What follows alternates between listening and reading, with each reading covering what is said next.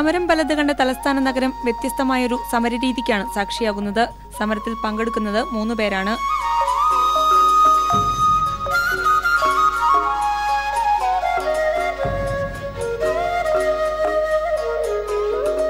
പാലാ രാമപുരം സ്വദേശി ജീമോൻ കാരാടിയും ജീമോന്റെ പശുവും കിടാവും. പാൽ സംഭരണ വിലച്ചാർട്ടിലെ അപാകതകൾ പരിഹരിക്കണമെന്നും പാൽവില നിർണയ രീതി ഏകീകരിക്കണമെന്നതുമാണ് ആവശ്യം. പാലിന് മിനിമം വിലയിട്ട് ഒരു പാൽവില ചാർട്ട് ആരംഭിക്കണം എന്നുള്ളതാണ് നമ്മുടെ ഒരാവശ്യം.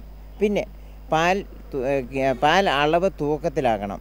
കാലാകാലങ്ങളായിട്ട് തുടർന്നു വന്നിരുന്ന ഒരു രീതിയായിരുന്നു പാല് തൂക്കത്തിലെടുക്കുക. കാരണം പാലിലെ അടങ്ങിയിരിക്കുന്ന ഖരപദാർത്ഥങ്ങളുടെ അടിസ്ഥാനത്തിലാണ് വില നിശ്ചയിച്ചിരിക്കുന്നത്.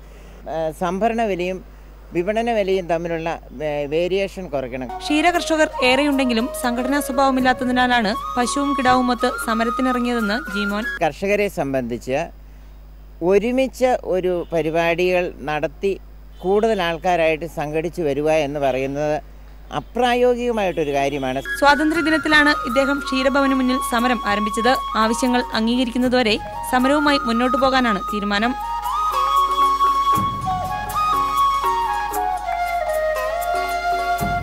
India vision, Thiruvananthapuram.